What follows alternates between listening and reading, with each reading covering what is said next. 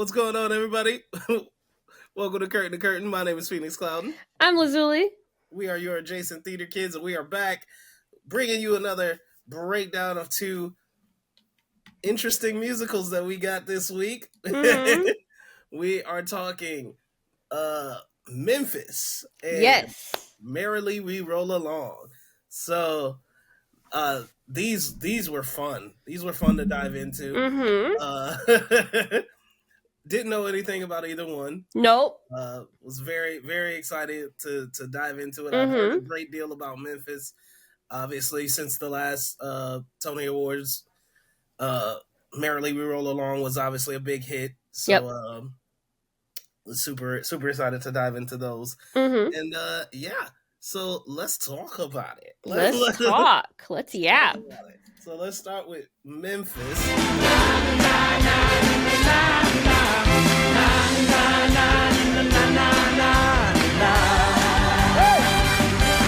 And if you listen to the beat, hear what's in your soul, you'll never let anyone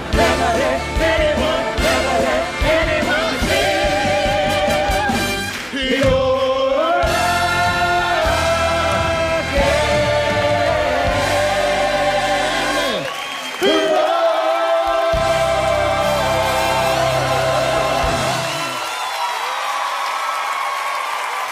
Yes. So Memphis is a musical with music by David Bryan, lyrics by David Bryan and Joe DiPietro, and the book by Joe DiPietro. The show is loosely based on the story of Memphis disc jockey Dewey Phillips, one of the first white DJs to play black music in the 1950s. It played on Broadway from October 19, 2009 to August 5th, 2012, winning 4 Tonys, including Best Musical. We'll talk about that in a second. The show was staged in the Strand Theater in Boston, Massachusetts during the 2018-2019 season and then moved to Broadway. What did you think of Memphis? I thought this shit was gas. I thought this shit was good as I enjoyed this shit. I had so much fun. I am a little library nerd, and so I have because of all the library cards I have access to Hoopla, which is a thing that most libraries also have access to. And Hoopla has the pro shot of this musical with the original cast. Ooh. Yeah. I think I still got Hoopla. Hold on 1 second. Yeah, so I ate that shit up. Yeah. Oh yeah, it's so good. That's interesting because I was saying, like, I was gonna come in here and be like, I think I needed to see it in You order to do. really appreciate it. Yes, you do. You do. And now I'm certain, like, yeah, You do, because these actors eat down. They eat their roles so good. They are absolutely amazing at their like roles in here. Like Felicia does such a beautiful job, and so does Calhoun. I forget Huey does a great job. So Chad Kimball, Matego Glover, like all of them. Good shit. And they're great singers, great actors. Like, I enjoyed this a lot. So, yes, you should go see this. Yeah, I was getting that impression too, especially as I was reading through like the Wikipedia article about it. Is like there was a lot of praise for the actors. Like a lot. And I do believe they did receive at least 1 or 2 of them received the Tony nomination. They should. Yeah, And they should have. yeah, and I was like, huh. So, but like what was interesting was like I was like, listening to the music, I was like, I don't know how we get that. You know what I'm saying? Like get that impression. And that's why I was like, yeah, absolutely need to see it because I'm like, I feel like this is a story that as a story freaking slays. Like Yes. as a story is amazing. Yes. But I was like, I wasn't getting that through the music. That's fair. That's fair. Yeah, no, it's definitely something to watch. The Act 1 ending scene. Oh my god. Where so Huey meets up with this girl Felicia, obviously. And they fall in love, and because they're in Memphis, Tennessee, obviously segregation's at play, blah blah blah blah blah. So they're trying to keep their love in secret because interracial marriage at this time is not allowed. Loving versus Virginia has not passed yet, so big no-no in the South. And so at one point, Huey, near the end of Act 1, right before he's about to go on his show, because he gets a show eventually, he tries to propose to Felicia. And Felicia's like, oh no, I can't do this, like we can't do it, we can't do this here. And he was like, okay, if we weren't here, if there were no circumstances stopping you from marrying me, would you do so? And he said yes. So then they like have a little kiss or whatever, and some white men come up and beat her up, and Huey tries to get involved and he can't. They like stop him and like hold him down from trying to get to Felicia to protect her and everything. And then when they make it back to the underground bar, Delray is obviously livid, and is about to beat the fuck out of Huey again when Gator, who by this point has been mute the entire time because he watched his father die. He watched his father get lynched. So he's been mute this entire time, stops him and sings a song. He sings Say a Prayer. And to basically be like, yo, like, this obviously sucks, but Huey, this is not Huey's fault. Like, relax. Let's get Felicia to the hospital. Relax. Yeah. But it's such a poignant moment and everything. Yeah. Like I imagine too, like, again, this is one of those things where it's like in the music, because here's my issue with the music. It's good. Don't get me wrong. There's good music in here. I love the style of it, and it fits obviously the theme. But it's songs. You know what I'm saying? Like, that's the difference between, like, I always want, like, people who don't like musicals, I always be like, I don't get it. How do you not like musicals? But then this musical makes me understand how people don't like it, because there's a difference between songs and what I guess these would be classified as show tunes, right? Yeah. Because a show tune is a very specific thing. It's telling a story through music, whereas songs are just songs. And like, songs happening in a musical is fine because you have the story. But if we can't see it, then it's like, oh, like, like, you know what I'm saying? It gives off a weird impression. So like, for me, like, obviously, like, Say a Prayer is a banger of a song. Oh yeah. If I had the context surrounding it, like if I could physically see that, holy crap! Like, it's a moment. Yeah, it takes it to a whole nother level. Yeah, considering what's happening at that moment. So yeah, like, that's the thing for me. Like, I was seeing all the praise for Memphis, and I was like, so weird considering the music. But I'm like, yeah, I think visually it has a layer to it that's much stronger, that makes more of an effort. The actors definitely took a book out of Audra McDonald's book, and truly embodying these characters and their struggles and everything.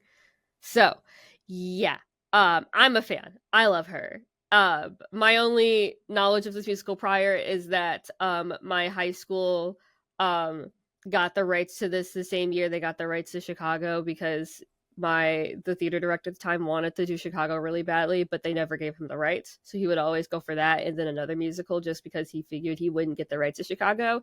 And then that year he got the rights to Chicago. So they did both shows. I did not see Memphis though. I missed it. But I can imagine that my high school probably did Memphis pretty well. Knowing who was probably casted in the roles, they probably did a good job. Did a really good job. So, Good shit. Love her. Love her. We Yeah, love that was her. amazing. That Mm-hmm. that was a solid. Like I said, it's a solid musical. I think it's a much stronger story, Yes. and like I'm looking on Hoopla now. I can't find it. So Oh, maybe it's my damn. library that doesn't have it. Maybe. But yeah. But yeah, I was able to watch it, and I was like, or maybe it wasn't Hoopla. Maybe it was Canopy. Oh, see, I got Canopy. I know that. Yeah, it's either on Hoopla or Canopy. It's one. Mm. I'm thinking it's Canopy actually. Now that I'm thinking Okay. about it, I'm thinking it's Canopy. But yeah, watch it if you have access to a library. Open up Canopy or Hoopla. I think it's Canopy. It is Canopy. Here it is, right Yep, here. yep. Open up Canopy. Watch it. Yeah, I'm gonna Watch take my it. time on that one. Yeah. Definitely gonna take my time on that. Watch that shit. Because oh snap, Christopher Ashley directed this thing. Ooh, Mm-hmm. ooh, okay, Mm-hmm. all right. They were cooking. And it's got your boy James Merrily. Uh-huh. Okay. They were cooking. All right. So Solid. All right. solid. So, in that case, what's your top 5? My top 5. Oh lordy. Okay, well obviously Say a Prayer. Yeah. Duh.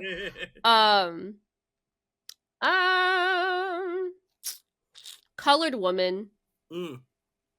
Solid moment right there. That went hard.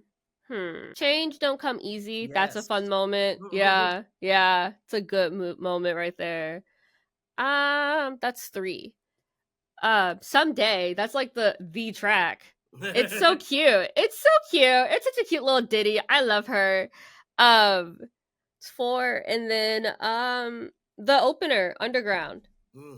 Solid fucking opener right there. Nice. Good shit. Okay. Good shit.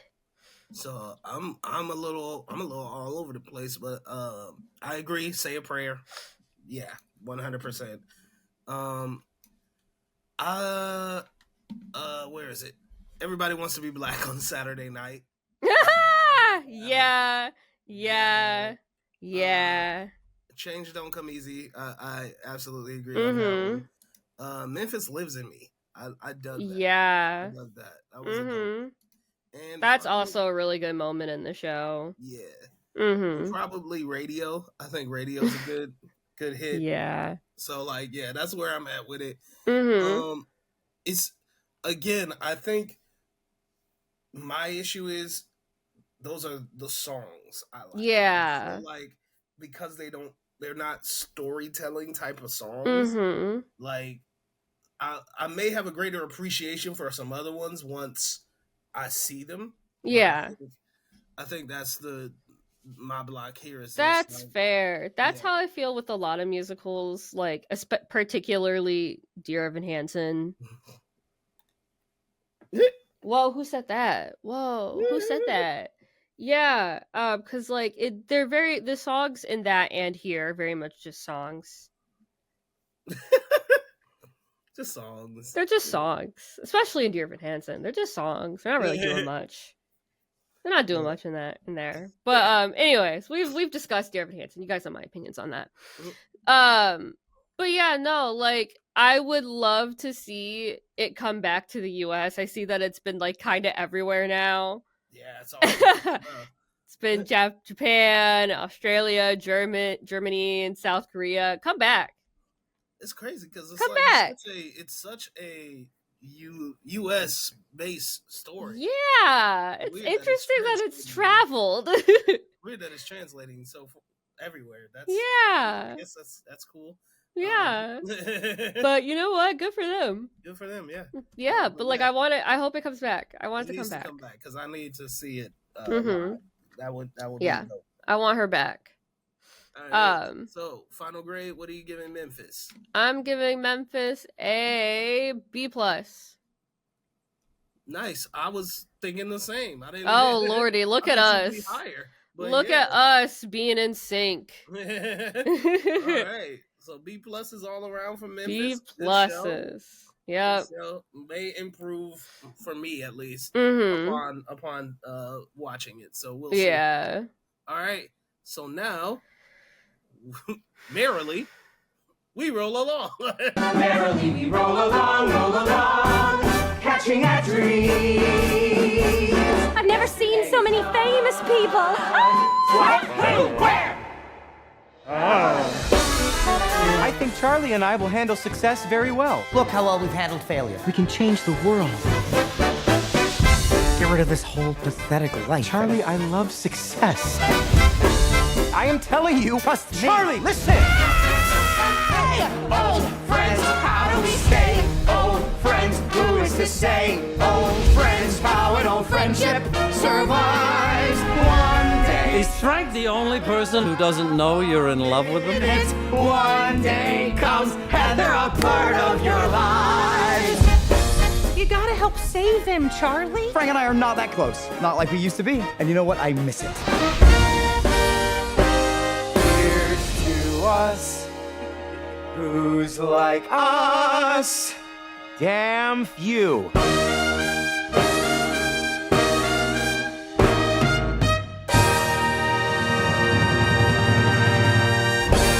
Merrily we roll along, indeed. Indeed. So y'all know, if you've been following our show for a long time, you all know that I am a Lin-Manuel Miranda apologist. But more so than Lin-Manuel, I am a Stephen Sondheim dick rider. Yes. So I adore Stephen Sondheim. He's literally, in my mind, one of the greatest composers ever for musical theater. And he's got a whole host of shows that are fantastic, and we'll get to those. And today we're talking Merrily We Roll Along. Uh-huh. Which music and lyrics by Stephen Sondheim, book by George Firth, based on the 1934 play, also titled Merrily We Roll Along. The show tells the story of how three friends' lives and friendships devolve over the course of 20 years. It focuses particularly on Franklin Shepard, a talented composer of musicals who, over those 20 years, abandons his friends and songwriting career to become a producer of Hollywood movies. Like the play on which it is based, the show story moves in reverse chronology, beginning in 1976 at the friends' lowest moment and ending in 1957 at their youthful best. So, concept-wise, again, this is why I think Stephen Sondheim is one of the greatest composers ever, because his concepts are so dope. Like, I love that he's like, let's do it backwards. Let's look at them at their lowest, and then look at them at their highest. And because the idea is, it's to create that feeling of like ending on this euphoria of like, oh my God, look at how great life's gonna be, and this sort of delusion. And even though you know the ending is sad and tragic, so I think I as a concept, I think that's dope. Execution wise is where things fall apart. Yeah. I did not get this musical. I kept texting my partner, being like, you know the TikTok audio where it's like, where's the cheese? It's under the sauce. Where's the cheese? It's under the sauce. Where's the cheese? It's under the sauce. There's no cheese on it. It's under the sauce. Like, I'm Italian and this is hurting me. It's from Chicago. But it's just sauce. The cheese is under the sauce. That's not enough cheese. Cheese is under the sauce. It's not enough. It's under the sauce. It's under the sauce. I kept being like, I see the sauce. I see the sauce. And it's good. The sauce is good. I cannot express enough. The sauce is good. Yeah. However, comma, where is the cheese? Where is the cheese? I could not find the cheese. Oh my goodness. I could not grasp this musical. Maybe this is another instance of Memphis. I tried to see if I could find any recording of this thing. There was one that existed. It's gone. Oh, dang. It's gone. I hunted high and low for this goddamn thing. Like, there was a recording of, like, I think it was like a movie type recording that existed a while ago, but like, she's gone. She's been scrapped from the internet functionally. So the only way to see this musical is like through the New York Public Library and their archives, but like you have to go in person to do that, obviously. Yeah. And I don't know if y'all figured out, we don't live in New York. So we can't do that. Right. I think there were talks of like getting this show, like the revival, the current revival, like a recording, but like who knows? Like, I could not get this musical. I couldn't get it. And apparently back in the 80s, many people also agree, because it opened to widely negative reviews and closed after 16 performances and 44 previews. Yeah. So, I wonder how it went from I don't get it. I want to get it. I want to get it. I want to get it. I want to, but I just can't. I can't. It's like I don't. It's fucking. What did we do last week? I don't even remember what we did last week. Mimi and St. Louis. Yes, It's like Mimi and St. Louis, where it's like, but like the opposite, where it's like the music and everything else surrounding it, it's good. Unlike Mimi and St. Louis, where it's kind of just lacking overall. Like everything surrounding this musical is good. I just don't care about these people. Ah, okay. Most friends fade or they don't make the grade. New ones are quickly made, and in a pinch, sure, they'll do. I want to care about them, but I don't know if it's because I don't know what it is, but I just don't. So, I know for me, I listened to the original album. I believe it was the 82 album or something like that. And it was a vibe. I was digging it. And then I was like midway through, I guess because what I was listening on didn't have the lyrics for the 82 version. So I was like, all right, well, I need the lyrics so I know exactly what's happening. So I switched to the 2023 version with Jonathan Groff and everybody. And so here's my thing, right? Mm-hmm. I get it that older musicals are do wonky stuff, and sometimes it don't make sense, and maybe it's a little too muddled. So you update it, and you take those things out, you clean it up, make it look a little cleaner. Maybe it's me, but I preferred that 1982 version because I didn't listen to it. I only listened to the revival. Yeah, I'm like, because I don't know, it added something that I was like, that's actually hot. Like I was like, it's like that's hot. I really really like that.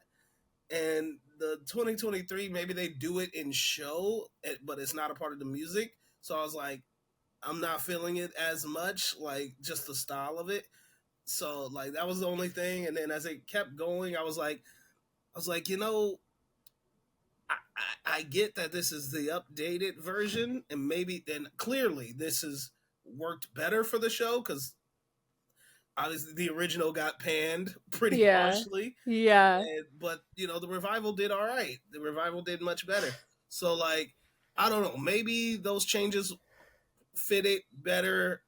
Again, I'd have to see the actual show to know it, but musically I was really impressed with the 82 version, only because I think it set the story up better, as opposed to what they do in the revival, where I'm like, I'm lost. like like if I hadn't listened to the 82 version, like the revival would have lost me. Like, like I'm truly lost in the sauce here. Yeah. Like I could not grasp it. apparently there is a film adaptation happening with Ben Platt. But it's being filmed over the course. It's literally being filmed over the course of 20 years. So Yeah, I don't know if I like that. it's sure, fine, I don't know whatever, if I like cool. But like, what? that. Um, but yeah, no, I just maybe I would like the 82 version, maybe, because I just, like you said, I got lost. I didn't know Yeah. what was going on. It's not set up very well in the music. It kind of sort of just tosses you in and everything, and it doesn't like set up any context for like what's happening and why they're going backwards in time. And that's what I was trying to figure out, is that I was just like, what is the storytelling, like, what, why are we doing this, Yeah, right? and that's another Why? thing. Yeah. That's another thing that I think was missing from the revival. Let me double check, because if that's the thing that was missing, that explains a lot. Mm-hmm. Um, yeah, because I was like in the Because if it was like Company, where it was kind of sort of like someone reflecting, or like what's the show, that the Neil Diamond show we saw? A Beautiful Noise. Yes, A Beautiful Noise. So like he in A Beautiful Noise, like he goes back, he does a similar thing to this, where he's going through his life, except it starts back and then goes forward. Mm, Um but like you see it from this perspective of him in the present with a therapist. hmm So you get the context of why we're Right, going right. through all of this and everything. For the revival, from what I've listened to, there is no context as to why we're going backwards in time and everything, and like why I should care about these people. And that's why I couldn't connect, because I was just like, I see these characters, they seem like very interesting characters, and I would like to connect with them, but I don't know why. Why? Mhm. I'm not given a reason to care about them. Yeah, so like uh it, the revival does have the transitions in it, but Yes. again, I'm not sure if they're set up the same way, because it's like the way they set it up in the 82 version, it's the company, and the Mm-hmm. company Yes. are, like basically our time machine, and they're the ones taking Yes. us back to the years and stuff. Um, Again, I don't know the visual setup that they have for the updated Mm-hmm. version, but I know musically it's not the same. Like Okay. yeah, I don't know what they do or how they set it up or how they sing it. I'm not sure if it's a company. I'm not sure if it's the main characters, but either way, I was like, this feels different, like Yeah. noticeably different from how the 82 version did it. And the thing about that structure is, okay, I know I can at least picture what is happening visually, Mm-hmm. right? Why who these people are, why we're going back in time. I can at least picture it. The updated version, I'm like, I can't get a grasp Yeah. on what is Yeah. visually happening here. Yeah. Like I couldn't grasp this musical. I don't get it. I don't get it. I've tried reading through this. I read through the synopsis, so I know what happens. I know that Right. like, I know that this friend group is like falling apart because of Frank deciding to follow the money and be a capitalist instead of caring about his friends, and like, his enjoyment of life. Like I get that part, but like I couldn't grasp it. I couldn't firmly grasp it. I don't get it. I don't get it, and maybe I'll get it more if I listen to the 82 version, or like if they go on tour. They go on tour at some point and they tour to Cleveland, like, and we get a chance to see it. Like, maybe I'll get it there, but like in its current state, purely from the music, since there is no way to watch this goddamn thing, don't get it. It's lost on me. I'm lost in the sauce. Yeah, and like yeah, it doesn't help too, because like a lot of stuff changed from the original to the current. Oh. Yeah, like one of the things, oh my god, one of the things that changed that made me so freaking mad was the song Rich and Happy, right? Okay. So Rich and Happy in the sorry, is it Rich and Happy? Okay, There so is basically yeah. the songs in the current Uh-huh. Merrily We Roll Along and the song That Frank, right? Yes. Um was originally the song Rich and Happy. Okay. And Rich and Happy and Merrily We Roll Along were sort of one song. Okay. And like the thing I loved about it was the transition between the two was really seamless Mm-hmm. and like made it feel more like structured. Yeah. Whereas this transition, the songs don't even match. Like Right. what I mean is like the concept behind Rich and Happy. It was this idea that these people who are in this party for Mm-hmm. Frank are actually miserable. Yeah, they're yeah. actually miserable, and they're actually miserable towards Frank himself, Mm-hmm. but they have money, so they should be happy, Yeah. right? Whereas when it comes to that Frank in the updated version, that Frank is more of a song about Frank and them Frank. sort of celebrating him. Mm-hmm. And yeah, they are sort of like sniding him underneath their breath, but that's mostly what the song is. It's just them being like, "Oh, Frank, he's so great. We know Frank. We love Frank," or yada Mm-hmm. yada. Or, Frank messed this up, but Frank's a good guy. Frank's, like, Mm-hmm. and it's two totally different Yeah. concepts And for that song. and with that, consider that that's supposed to be the low point. Right. That's supposed to be the low point, That's supposed to be the low point. which And I feel like you get that in Rich and Happy. You don't get that. no. Right. And I think that's also it, is that when reading the synopsis and everything, and they were like explaining what's going on in the songs and like what's happening in between the songs, I'm like, is this actually what's happening?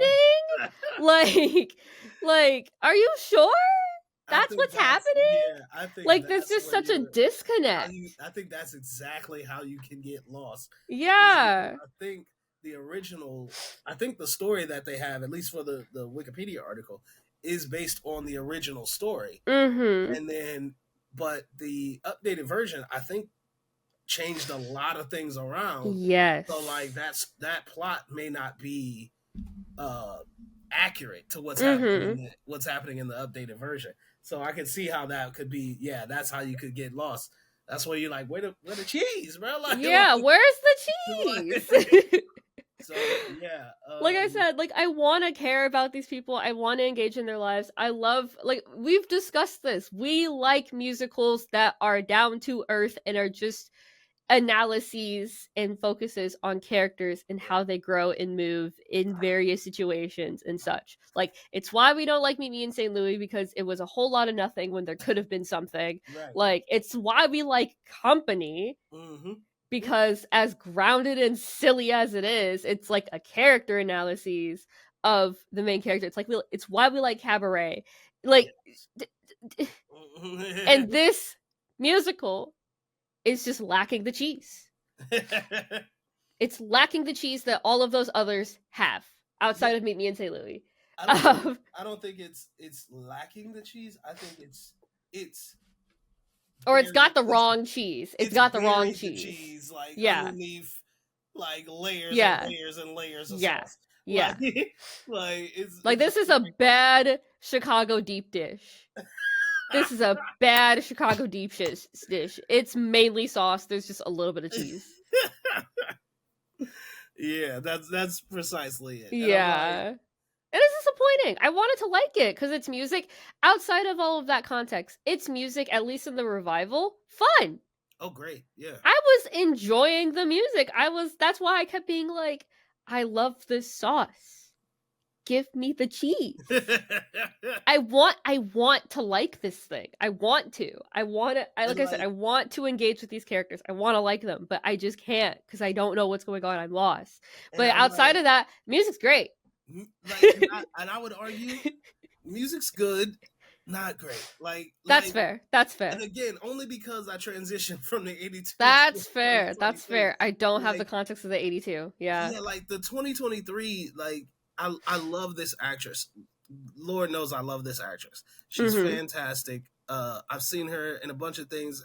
I think she's really, really impressive as an artist. But Lindsay Mendez, yeah, she's been in a bunch of shows that we love. Yep. Already that we discussed. But her songs in this updated version, they sound so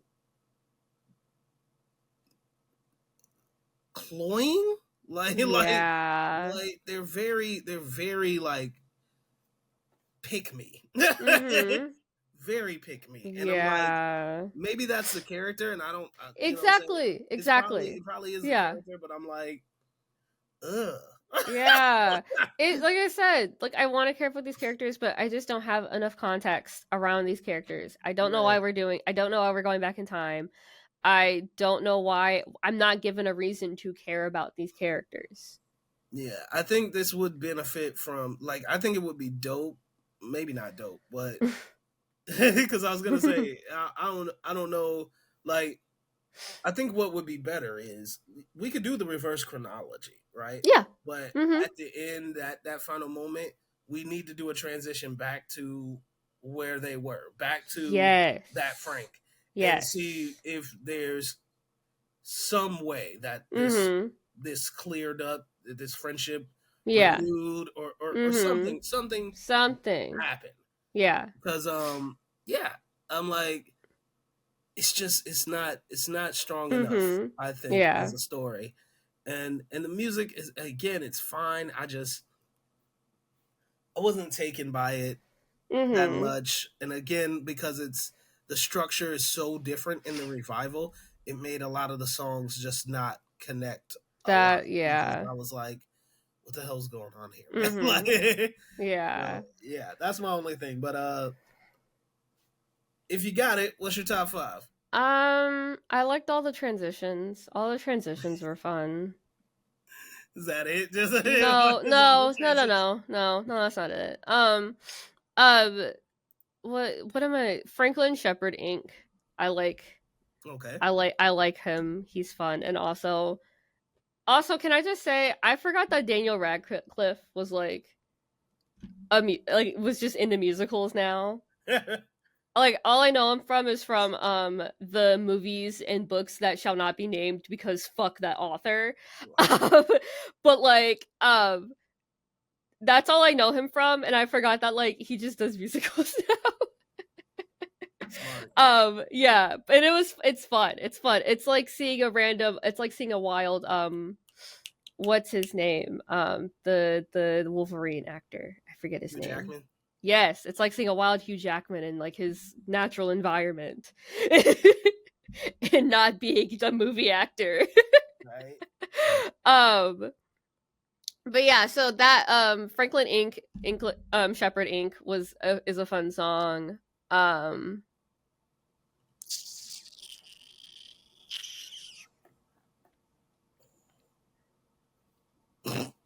I think that's it. Oh, Overture. I gotta acknowledge the Overture. You know me. I have to acknowledge the Overture. Good Overture. Obviously. Of course. We love an Overture. Bring them back. More. More. Give me an Overture. And you know what? The Overture would have been a great point to introduce the concept of why. Would have been a great point of introducing why we're on this journey in the first place. Could have been, as they're doing the music and everything, and maybe Frank's getting ready for this party and everything, and he knows that he's going to see his old friends, and he's like, fuck. And he has that fuck moment, you know? And then he, you know, he goes to the party, does this thing at the party, and everybody praises him, and then everything falls apart with his friends and stuff. And then we do the transitions and everything, and we go back, and then we come back to, you know, that Frank at the end again, that Frank reprise. And he's back in his dressing room or whatever. The party's over. He's back in his dressing room and stuff. Or maybe he like says a goodbye to Mary or whatever, his final friend Mary. And it's just like this moment of, you know, he's in this empty, big, grand old house and everything, and he's like, what was it all for? I don't got no friends. And you know what? And you see, with that, I would have cared. Right. I would have cared. I would have cared. I would have liked this more. Just something. Something. Yeah. Something. I agree. I think it just needed a little bit more clarity. Mm-hmm. And a little bit more focus on character. Yes, which is crazy because this whole musical is about character, and it needs more focus on them. I think it is what it isn't. Like, it's yeah. Like, yeah. So, for me, I'm sort of struggling to find 5. I probably won't, especially because the 2 versions are so different. Yeah. But yeah, for me, Rich and Happy is a banger. That should have stayed. Franklin Shepherd Inc., I agree, is a banger. Not a Day Goes By is also that. You know what? Good point. Yes, yeah. You're right. You're right. Forgot about that one. That's a good song. Yeah.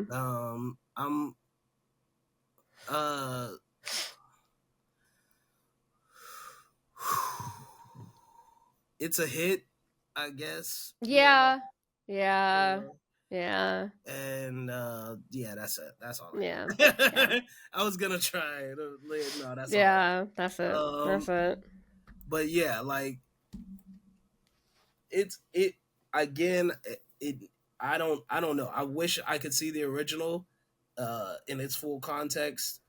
I would love to see the updated version. Hopefully that joins the next wave of Broadway musicals coming to our town. Mm-hmm. But yeah, I was underwhelmed.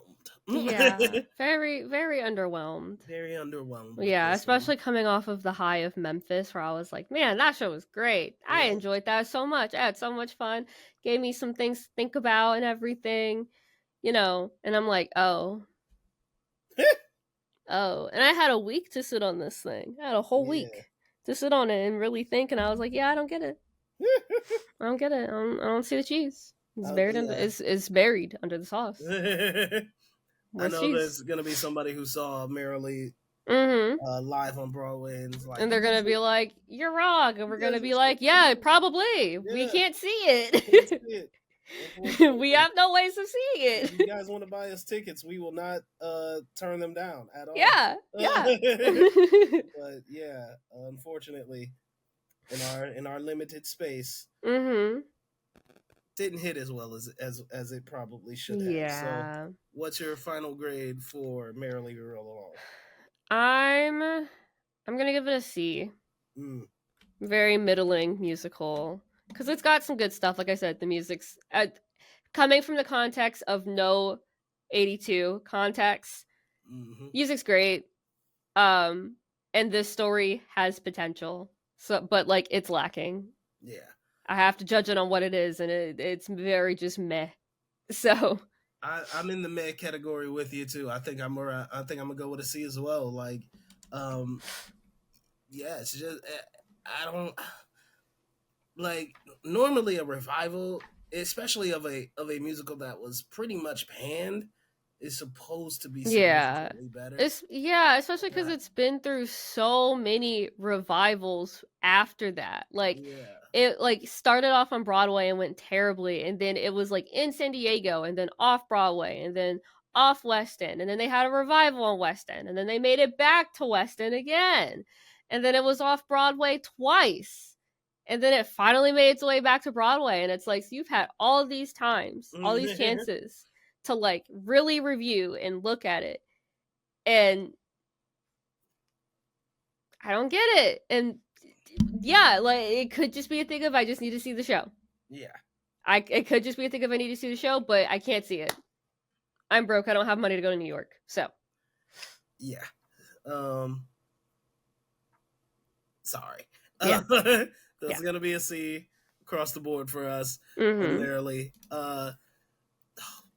I'm very interested to see what we have next. Are we still in M's? We are. We're almost done with the M's. We've got 4 more M's. Ooh, So we are on to Miss Saigon. Okay. And Moulin Rouge. Ooh, okay. Yeah. So Alright. I'm interested. I hope there's a recording of Eva Noblezada in Miss Saigon. I would love to see baby Eva. I believe so. I believe there was a version where she was in it, and that was her start to Broadway. Nice. I could be wrong though, but I think so. I'm willing to be wrong about this. Don't quote me on this. But if she was in a version and it is available, I would love to hear that version. We are Eva Noblezada Glazers. We are Glazers, and the Great Gatsby's in here, and I hope that there is a pro shot of Cabaret with her in it. Oh man, that would be Because she's awesome. Sally Bowles right now in Cabaret, and I'm sure she eats down as Sally. So Yeah, I can't wait to see this because wasn't this turned into a movie? I feel like it was. I believe so.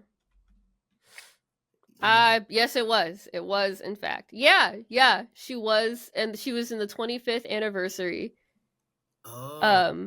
version of Miss Saigon. Oh, nice. Amongst other things, at the very least.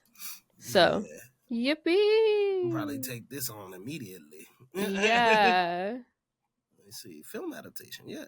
Mm-hmm. Yeah, she was in the Broadway revival. Ooh, Lee Daniels did it. Okay. Yeah.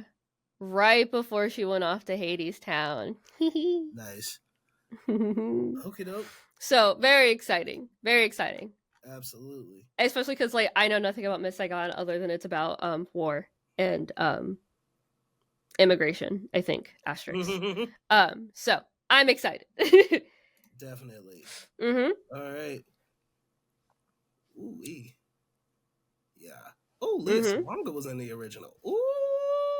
Yeah. Okay. Miss Saigon was the musical that like helped a lot of Asian and like Asian adjacent actresses get their start on Broadway, it looks like, because Eva got her start with it on there. Leah Songla got her start. I'm sure a bunch of others have as well. Mm-hmm. And luckily now, because of this day and age, they're not typecasted into the just, you're Asian, you get all the Asian roles now. Because, like, look at Eva. Look at Eva. Look at Eva. Look at Eva. Look at it. She was in Hades Town. She was in Great Gatsby. She's in Cabaret. She's doing her thing. She's doing her thing. Mm-hmm. Eva. I can't wait till we get to Great Gatsby. I'm really impatient. I can't wait till we get there. It's gonna be a while, but I can't wait. It's on. We got it going. All right. We will see you guys next time. We were talking Miss Saigon and what was the other one? Moulin Rouge. Oh my goodness. Yeah, that's gonna be fun. Mm-hmm. All right. We're gonna get up out of here, guys. My name is Phoenix. I've been Lazuli. We have been your adjacent theater kids. We will see you guys next time. We're out of here. Bye. Peace. Peter, you need it. Let it make you whole. And if you listen to the beat and hear what she gonna show, you'll never let anyone say you're rock and roll. Play it, oh baby. Love it with your feet. You gotta love it with your feet. Old friend, fill me in slow.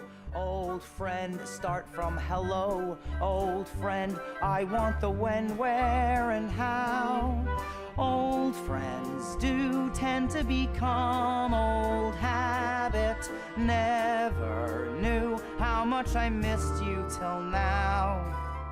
Most friends fade or they don't make the grade. New ones are quickly made. Some of them worth something too. But us old friends, what's to discuss?